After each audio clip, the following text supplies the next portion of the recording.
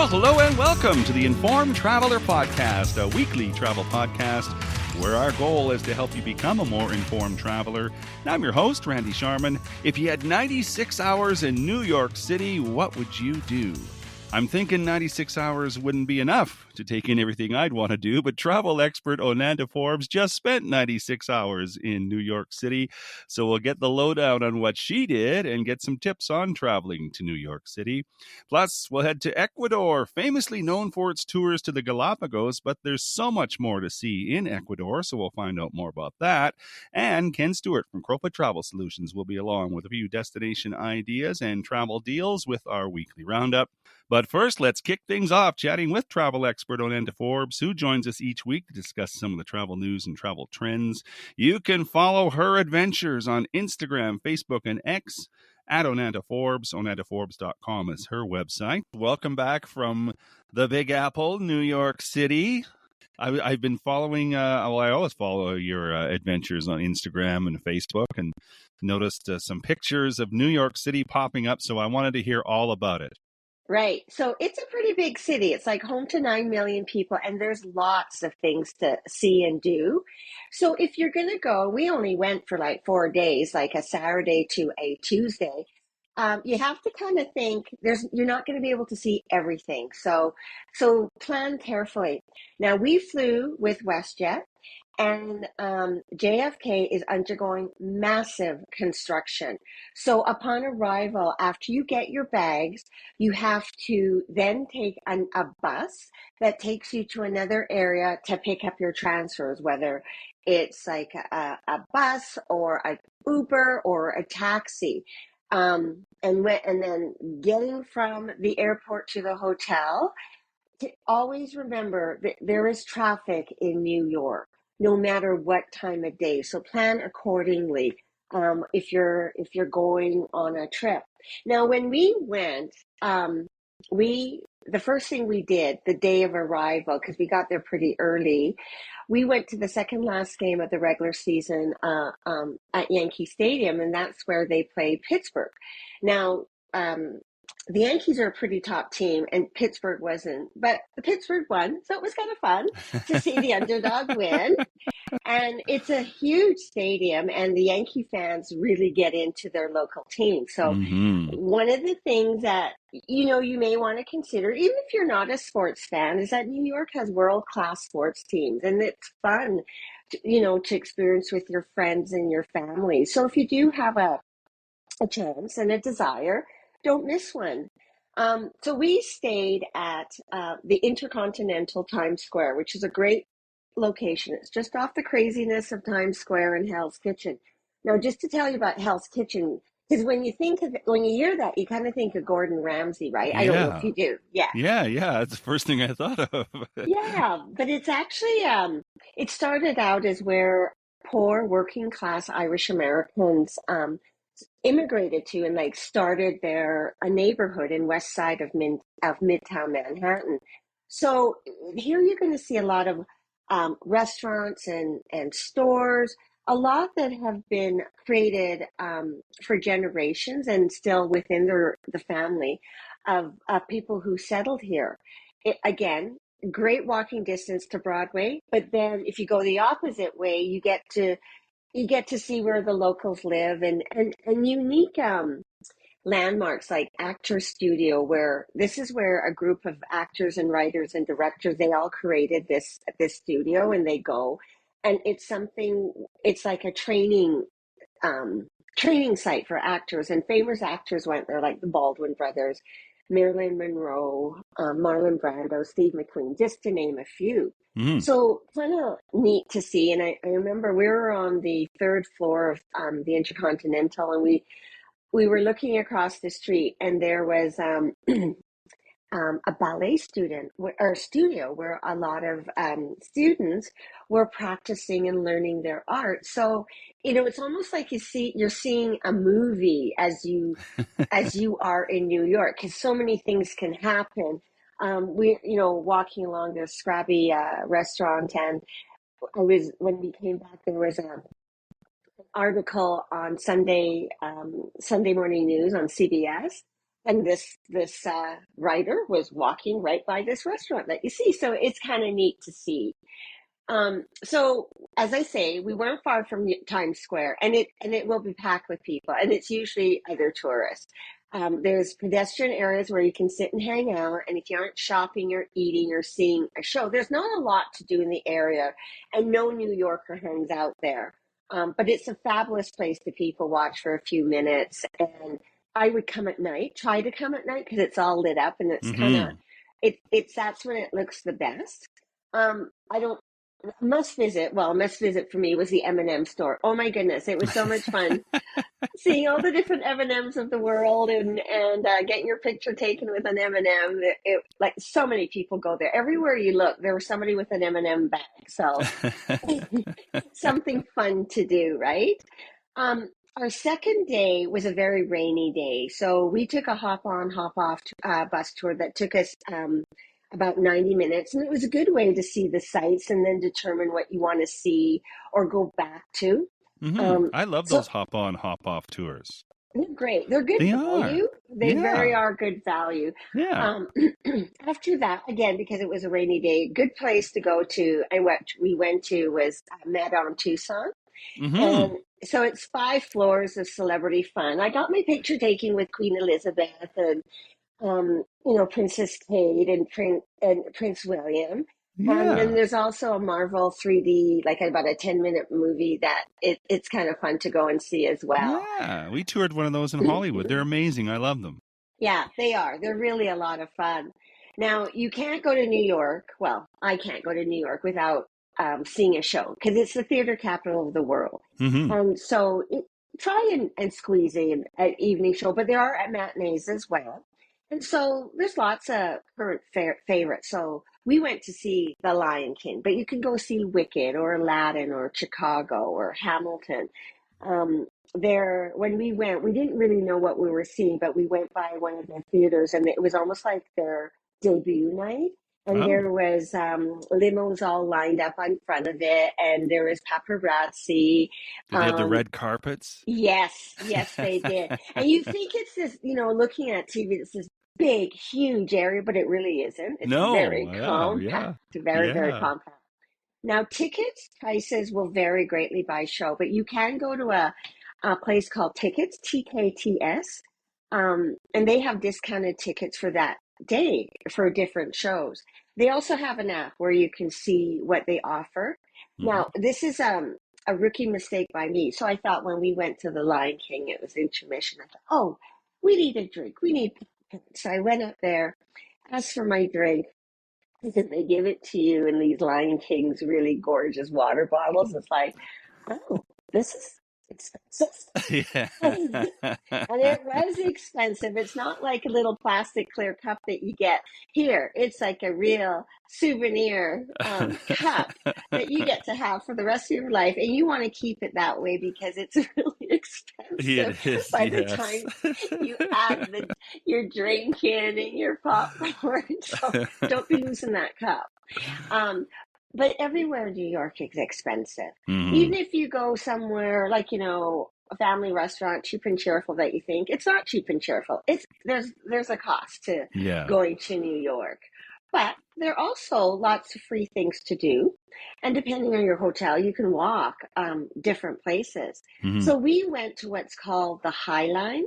It's a converted train track that is now like an urban walking park that stretches from 34th Street to and the Meatpacking District. And so there's lots of lookout points, gardens, public art, greenery.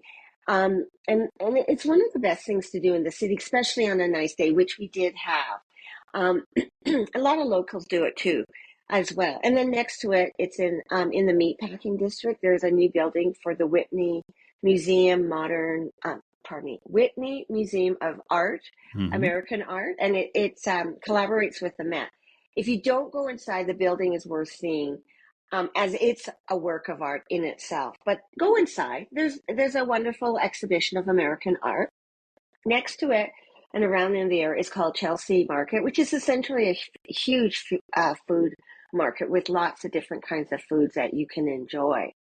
Another free thing to do is that we walk to Grand Central Terminal. It's Hmm. the city's historic train station. It was going to be torn down in 1975, but it was saved by Jacqueline Kennedy, who raised money for its preservation. So you go in, there's a main concourse, you look up, like there's like stars in the ceiling. Everybody's racing back and forth. There's eatery downstairs. A famous one is the Grand Central Oyster Bar and Restaurant. Or you could go fancy with expensive cocktails and go visit the Campbell. Now, it's a good walking around place just to see it. I'm sure you've seen Grand Central Terminal in lots of movies, right? Oh, yeah, yeah. So you can kind of, feel the vibe of that as well. And if you were going to New York, plan ahead because you could also go see or be in the audience of a TV show. And so like you could go to Saturday Night Live or The View, The Late Show with Stephen Corbett, or The Tonight Show with Jimmy Fallon. They all offer free tickets to your tapings, but you need to reserve it long in advance. Hmm. So plan ahead. So again, it was a fast visit, but it was a fun visit. If you plan accordingly. Now, remember, we went in a time frame where there were some hurricanes in the Caribbean, so Hmm. consider it could affect your weather if you go at fall time. But Yeah. it's a fun place to go.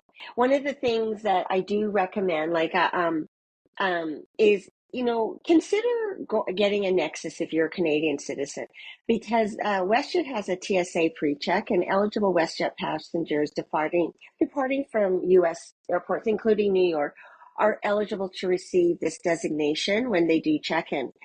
And I would do it because there are huge lineups at JFK going through security. Like it could be up to 45 minutes. Oh, wow. And even if you have Nexus, look for the TSA pre-check because they don't always tell you. So you're in line and you're waiting, and then you finally see that segue to go into that pre-check line.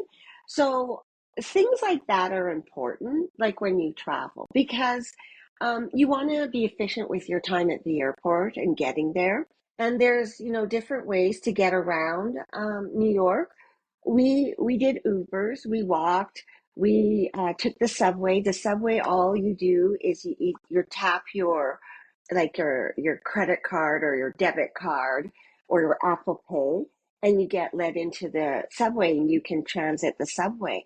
Now, it doesn't give you a ticket, but you are able to get in that way, and that was new to me too from when I went years ago. Lots of ride sharing, so Uber, Lyft, Via. And there's black cars, which you have to pre-book ahead of time. And like it's easy to get around New York, so don't worry about that. You won't get lost. Take advantage of your hotel concierge. They have massive amounts of information and will share with you. Like for an example, our hotel concierge was able to get us 20% off the Madame Tussauds tickets. Oh, cool. So, you know, lots of little perks that you can take advantage of and Hmm. do, because as I say, not cheap. Yeah, exactly. I do love New York City. I spent one day in it when I was docked there on a cruise ship, and I took in as much as I could. And you're in Times Square, you can just people watch Oh, because yeah. there's so many fascinating people there, and New York in the fall is gorgeous as well. So hmm sounds like you Um, had an amazing trip. it was fun. And trips, vacations don't have to be long, extended affairs. You know what? To consider getaways because that will refresh you and get you excited about life again. And, maybe visit or revisit somewhere that is a fun destination. For sure. Well, people can follow your adventures like I do on Instagram and Facebook and X at Onanta Forbes, and your website, onantaforbes.com. Glad you had a good time. We'll talk to you next week, Onanta. You take care.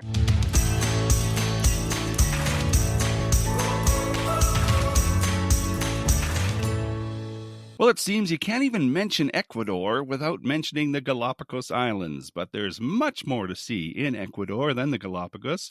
So, joining us now to expand your knowledge on visiting Ecuador is Santiago Granda. He's the Secretary of Promotion for the Ministry of Tourism for Ecuador. The website is ecuador.travel. Hi, Santiago. Hey Randy, what's up? Thank you for doing this. Thank you for taking the time to do this. I think when people think of Ecuador, they think of two things. One is the Galapagos, and the other is Quito. Do you find that when you're in your travels talking to people?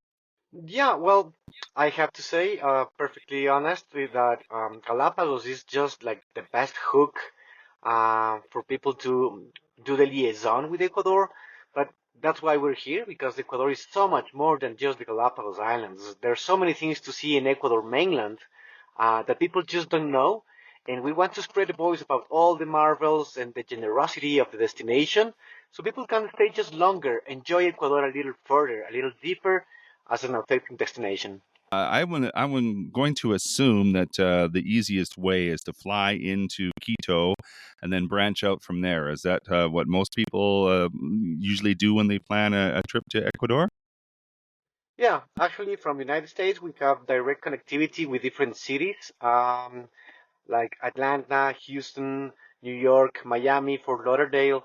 That most of them will arrive into Quito, the capital city of Ecuador. But we also have international airports in Guayaquil, and Manta recently opened for operations with direct flights from Costa Rica, and also going to be opening direct flights to the Galapagos from Manta. So usually, the first, like the entry door to Ecuador, would be Quito, the capital city. So, what do I need to know when I'm planning a trip or visiting Ecuador? Is there a better time to visit during the year, or the weather is probably always nice there? I'm assuming. If I may, the good thing about being on the equator line is that we have the same amount of light all year long with a mild weather all the time. So it's yeah, I feel blessed to live here. We have light, sunlight 6 to 6 all year round. So I would say it's a year-round destination. Of course, if you want to go for the specifics, like a very specific celebration, popular celebration, or if you want to see um, some specific type of birds, or if you want to see whales, there will be a specific season for those kind of things if your interests are that specific. But otherwise, Ecuador is open 365. And it's not a big country, is it? It's easy to get around if you want to do a lot of attractions. You're not really traveling a long distance to do that, are you? Yeah, yeah. Well, actually, Ecuador is just about the size of Colorado State, so we have an idea of how big it is or how small it is actually. But the thing is that thanks to the geography that we have, it's super easy to travel around the country. Um, Four super different worlds that you can cover in fewer days, maybe a couple of weeks only, starting by the Amazon on the east side of the Andean range. Then you have the Andean highlands with very nice colonial downtowns, very well preserved, and also these amazing landscapes in the highlands. And you go west, you have the Pacific coast with different regions like the Chocó, the beaches, the gastronomy, and then of course you have at the end of the day the Galapagos Islands. It's very easy to move around, and for such a small country, you have so much diversity that is just amazing to see how different the ecosystems are, the one from the other. Just not to, I'm not exaggerating when I'm telling you, you can easily have breakfast in the Amazon, drive a couple hours, and you will be having lunch in the Andean highlands, totally different from the rainforest. At the end of the day, driving time, you can enjoy a ceviche in front of the ocean on the Pacific coast, and next morning you're flying to the Galapagos. I wouldn't recommend it, but it's possible to do it. Well, that gives us a really good idea of all the things you can do in one day. But yeah, you don't want to pack that in one day. You want to stop and enjoy it. So let's talk about those areas. If you want to spend it a couple days, what are some of the sites, the attractions that people want to see when they go to those different areas? Of course, well, the rainforest, the Amazon basin, of course, we share this amazing ecosystem with other 5 countries in the region, but I need to highlight that the easiest way to get to the Amazon is through Ecuador because it's just a short 35 minutes flight from Quito City into the Amazon already. And then the adventure starts. If you want to visit one of the lodges in the central Yasuní National Park, which is the most biodiverse place on Earth by the numbers, you can have a nice ride down the Napo River and then a paddling canoe in one of the streams to enter the lodges. If you want to do the highlands, would be my personal opinion to do it through the Pan American Highway, down the island from the north side, Carchi or Imbabura provinces, all the way down the Andes, passing by Riobamba, by Cotopaxi, by Cuenca, and even to Loja in the south side. If you're doing the Pacific coast, you're not to miss Manabí, the province with the best gastronomy in Ecuador, of course, and all these beautiful beaches, and also the opportunity to do some whale watching, because the humpback whales visit the Ecuadorian shores for 4 months in front of the Pacific coast of Ecuador and in the Galapagos Islands were unique ways to discover the cradle of the evolution theory, the origin of the species by Darwin, but also about the people and the food that we have in the Galapagos Islands. You can do it either island hopping, staying in different islands, or you can also do it by cruising the different parts of the archipelago. Hmm. Well, so I think having a good tour guide would probably help if you're exploring these areas. It sounds to me that you'd miss so much if you kind of just wanted to do it on your own. Is that correct? Well, I would say that Ecuador is a very friendly place for tourists and visitors and travelers. So if you want to do it on your own, you could do it on your own. But you're right, Randy. The deeper experience, the more immersive experience you will have it when you have a guide by your side. I have to tell you, I have to mention that in Ecuador, it's kind of hard to become a naturalist guide to escort these journeys for the visitors and travelers. They are all certified guides, very professional people. I tell you because I am myself a guide and I know the bar is pretty high compared to other destinations to become a guide. And I will always recommend to have a guide if you want to have a much better experience. But on top of it, it's just about having an experience as immersive as possible. Get all the knowledge that these guides can share with you and all the connections that you can make if you work with a guide. Hmm. Well, let's talk about gastronomy. What are some of the favorite foods that you like, and something you would recommend if we went for lunch? Oh, thanks to my job, I have to travel all around, and one of the things that I miss the most, besides my wife, would be actually the gastronomy of Ecuador. Um, we have been mentioned as the country of the soup. We have over 200 different types of soups, which is unique to the region. But every specific area, given the diversity of the ecosystems, we will have also a very wide diversity of products.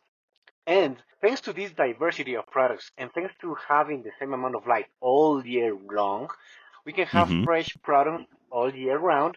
And with great products, of course, you can get a great gastronomy. Favorite dishes for me, depending on the region, I would have mite on the Amazon, with this unique fish that we have in the Amazon called paiche. For the people who is more adventurous, you can have this little palm worm, that is also a delicacy in the Amazon called chontacuro. That's only for the more adventurous people. If we go up in the highlands, in the Andes, you can enjoy, of course, the traditional hornado or the very nice or a lot of different types of soups. Um, but I would say also the little treat as you have the guinea pig, the cuy, which is also only for special occasions. It's not like an everyday food. But my Hmm. favorite one for sure on the Pacific coast, where we have the encebollado, the ceviches, all this fresh seafood, where you can give you amazing dishes. And Manabí deserves a special highlight in this area because of the gastronomy. They are just about to be promoted to the World Gastronomic Region in the following month. So that is just one more certification that the food from Manabí is just really, really a highlight. And I need to mention each project, which is giving all this ancestral knowledge and ingredients a new window to be showcased as what it is, a delicious gastronomy of Ecuador. Well, you had me at soup. I love soup. So 200 different kinds. I could have almost a different soup every day, and it would take me almost a year. So, Right, there you go. well, you mentioned special occasions. What are some of the events that may be coming up in the few months, or if people down the road want to take in some of the special events that happen in Ecuador? Of course, I would say that most this is Ecuador is mostly Catholic country, so some of the big celebrity celebrations that we have, the traditional parties and celebrations that we have, are tied up to the Catholic celebrations. But let's remember the syncretism that we have, because we had indigenous cultures before the Spanish conquistadores arrived in colonial times, so they merged into this amazing, unique culture that we have in Ecuador, and the following month that we have is specifically the solstice and the equinox celebrations. If you want to enjoy these unique, happy celebrations that we have, such as Carnival or the party of the sun in June 21st, which are the solstice. But we also have these very specific celebrations for each one of the specific dates. And the following months, for example, we will have in November the Dia de los Muertos, but we Hmm. also have the celebration of Cuenca, a city to highlight as one of my favorite destinations in the highlands, because Cuenca is so welcoming, it's so aesthetic. There are so many options to do for everybody. If you want to do adventure, you have rock climbing, you have hiking, but also you have cultural immersion and an amazing gastronomy as well in Cuenca. Well, it all sounds fantastic. Anything that I may have missed you might want to add? Oh, yeah. I would like to remind you that Ecuador has recently, well, a couple of years ago, has been certified and named the origin of the cacao, the origin of the cacao, because the first trade of domesticated cacao has been tracked down to Ecuador, to the south of Ecuador in Palanda, 5,500 years ago, which means that, of course, the Spanish found chocolate with when they arrived to Central America in is Mexico, and the name chocolatl comes from this Mesoamerican culture. But the oldest trace of domesticating cacao and using it probably for ritual purposes comes from Ecuador, and we also happen to have the best cacao in the world. Only 5% of the world production is this high-end cacao from ancestral plants, not modified, not DNA modifications. And this 5% comes from Ecuador. So you might be wondering, how come Belgium, the States, Switzerland, they have this best chocolate because they don't have Hmm. tropical forests. It's because the chocolate that they make comes from Ecuadorian cacao. So if you are in Ecuador, you will have to the chance to try the origin of the best cacao and probably the origin of the best chocolate that we are now producing more and more. We used to export all the cacao, but nowadays we are not. We are also producing our own chocolate. So people who are chocolate lovers, you're welcome to enjoy the best one in Ecuador. Well, not just another reason now to go to Ecuador to enjoy the chocolate. Not that I need a reason to And I, go, but it, yeah, and hope you can make it soon, Randy. We will be super happy to have you down here. well, I've never been. It's always been very, very high on my list. So if people want more information about traveling to Ecuador, planning a trip, and enjoying the soup and the chocolate, Ecuador.travel is the website, and Santiago Granda is the Undersecretary of Promotion for the Ministry of Tourism of Ecuador. I really appreciate your time, Santiago. Muchas gracias.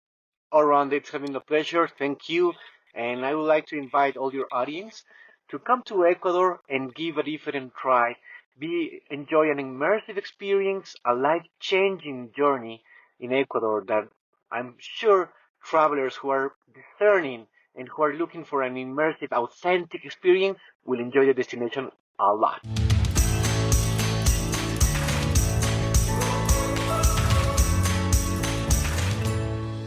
This is the Informed Traveler Podcast. I'm Randy Sharman. Just want to remind you of our website, theinformedtraveler.org. That's where you can find our contact page if you have any questions or comments about the podcast. You can also email me, too, with any questions you might have. My email address is randy@theinformedtraveler.org. And if you want to get up-to-date travel info through the week or just see a few amusing travel stories and links, you can like us on Facebook. Also on our website, I invite you to have a look at some of our videos on our recent trip to Nevada, visiting Reno, Carson City, and Virginia City. So I invite you to have a look at those on our website at theinformedtraveler.org. You can also find them on our Facebook page at facebook.com/informedtraveler, on our Instagram page at Informed Traveler, or on X at Informed Traveler. So now, as always, I'd like to end the show with our weekly roundup, and joining us to do that is Ken Stewart from Crowfoot Travel Solutions. Good day, sir. Hello, Randy. Welcome back. Glad to see you had a really good time in Reno. We did. It was good to get away. We did. People can check out our videos and our podcast on our websites and see what they think. Excellent. Yeah, it was a good time. I really, really enjoyed it. I've always wanted to go to Reno, and it did not disappoint. And the Carson City is amazing, and Virginia City is really amazing. The history there is incredible. So if you're in that area, those are both two close places. Yeah. Yeah, they're within a 20-minute, half-hour drive. It's really, really close. Definitely day trips. Day trips for sure. How was? I feel like haven't talked to you for a while now. So how have you been? Hey, good. Something new that came out, and again, I just happened to catch my eye on an email and talking to a few other travel agents. They weren't even really aware of it, and I Googled it, and it's on there. If you booked your own flight to or through somewhere in the United Kingdom, after January 8th, 2025, you're going to have to apply for an ETA, or an electronic travel authorization, to either enter the UK, or even if you're just transiting, and there's a lot of flights that do go through London, so this would affect you. Applications will open on November 27th, 2024 for Canadians. And again, I would wait until closer to your travel date just to make sure, because I know we've talked a lot about the electronic visa as well for the rest of Europe, and that keeps getting postponed. So again, not to panic, but just put it on your calendar. Make sure you check it out, because the last thing you want to do is end up arriving in London and not have your application.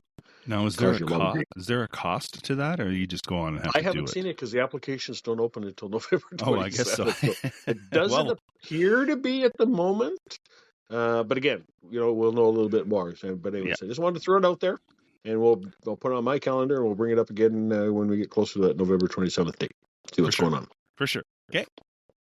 Colette Vacations, our Travel Savers preferred partner of the month, was in town this week, updating us on all things Colette. Tours worldwide, so you have multiple choices of destinations and styles to choose from. They have faith-based tours. They're classic, which are the most popular, are your coach tours. Again, those ones up to 40 passengers. Explorations is not new, but newer with them. And these are small group tours, 20 to 24 passengers, and they're completely different itineraries than the classic tour. So they don't just take a classic tour, lessen the number of people. They're specific tours for themselves. Or perhaps sightseeing tours are going to work for you, where you unpack once in your destination and you do day tours in the city or the area that you're in. Really great opportunities there. So you can also add your air to make it a full package with them. They have an air department. And when you add in the air, it automatically adds your transfers to and from all the airports in private cars. Yes, even here in the wintertime. Wow. So they'll pick you up at your home, take you to the airport. When you arrive, they'll pick you up, take you back home, and including your transfers and everything on your tours and everything like that when you had the air in with them. And their areas are really, really competitive. So it's nice to have it all as one package, right? Yeah, I like that. Someone picking you up. That's great. It's a nice treat. Trust it. We had it years ago when we were going to a conference, and they were one of the sponsors. And so they picked us all up. It was kind of nice. The guy comes up in a luxury car, picks us up, takes us to the airport. He was waiting there with our name on the sign when we got back. It's a great way to travel. Makes you feel special. It does. I like it. It does. And Colette also asked you to compare their tours to the other guys. Just like the cruise lines, a lot of these tour companies do have similar itineraries and things like that. But as Colette says, they'd like you to count the one-day stays. They do a lot of their tours where you're spending 2 or 3 days in the destination, except for maybe your arrival or departure day. That might just be a single one, depending on the tour you choose. But again, they spend more time in destinations that you're looking at. So again, it might take you, if you're transferring, it might take you 6 or 7 hours to get to a destination. So you don't want to have just the evening and then turn around and leave the next day, right? Mm-hmm. You want to check it out. Want to check it out. Yeah. Why not? You're going all that way. Why not? And with them, we always talk a lot about travel insurance. And they're one of the best insurance policies in the business that you can tag on to your package with them as well, too.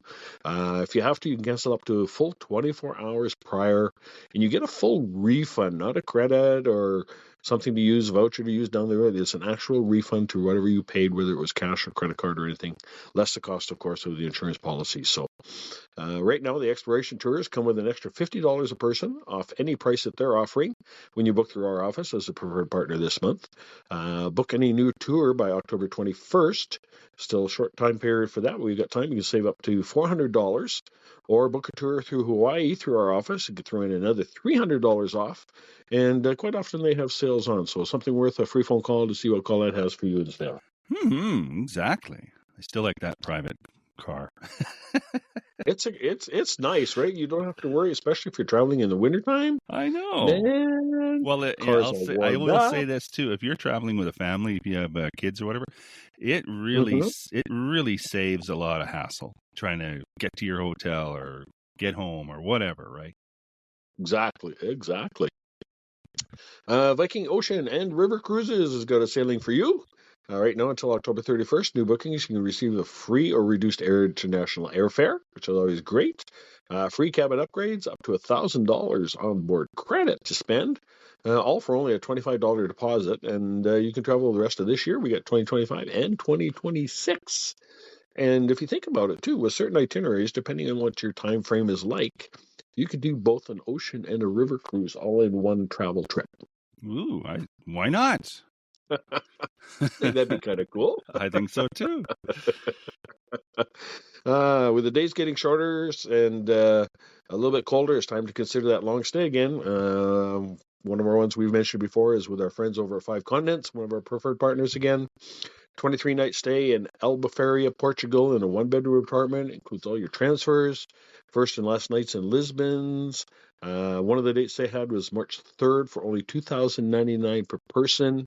Add in some extra nights pre or post with your flights that you want to go and take in another couple of cities so you can make it a full month or more away. Yeah, I was just going to say 23 nights isn't enough.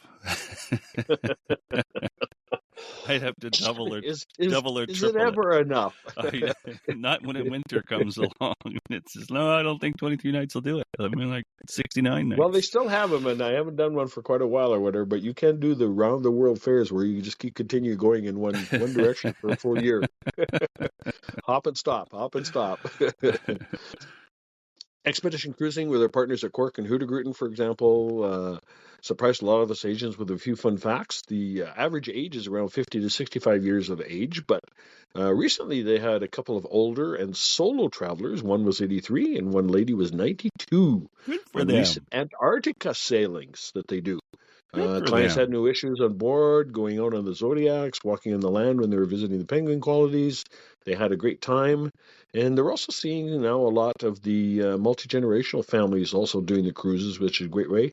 Grandma and grandpa, mom and dad, and the kids, depending on the ages. Again, they probably want to be a little bit older, but you never know. Depends on your kids. Younger ones get involved and right in there with the scientists on board, chatting with them. And a lot of times they're hanging out with the guides when they're off the ship doing all the different activities. Again, not for everyone, but a smaller number of passengers, fabulous itineraries. Cruiser and non-cruiser, you might want to check out the Arctic or the Antarctic. Or if you want something a little bit warmer, they also do the Galapagos too. So right now, friends over at Hootagruten want you to board. Book a suite until October 31st. You can save up to $5,500. Or you can just book any sailing and right now and save up to $3,500 if you do it before November 10th, along with their price promise. So if the price drops from the date of your original booking, until 90 days before you sail. So again, long time frame, doesn't hurt to book out in front. If you price gets lower, you get that. So you win-win. I like it. And again, my favorite four-letter word, free. Who doesn't like free? So every week we get more and more people joining our free travel club, getting all those extra perks and offers. A lot of times, in addition to the best suppliers' offers or sales, giving you that extra value, so you can double dip. Just like the Colette one we just mentioned on the expirations, an extra $50. You book through our office as the official Travel Savers affiliate here in Canada. We'll hook you up. Monthly specials. New ones just started in October, and they change every month. So if you're going to book, use that free phone call. You never know what you might gain. Exactly. And lastly, I know I didn't, but if you won the lottery last night, or even if you just want some professional help with your travel plans, one of our agents has got the knowledge and everything to help you do that. We've probably been serving Calgary for now for over 25 years, so we've got you looked after no matter how small or how big your travel needs are, so you can relax. It's all taken care of. Indeed, sir. What's that number again? In Calgary, 403-241-7140, and outside Calgary, 877-511-5511, toll free. Perfect. Have a great week, everyone. And that is our show for this week. If you have comments or questions, we'd love to hear from you. If you have a show idea, send that along as well. My email is randy@theinformedtraveler.org. And if you like what you heard, tell a friend. You can check out our website too at theinformedtraveler.org. In the meantime, thanks for listening, travel safe, and be an informed traveler.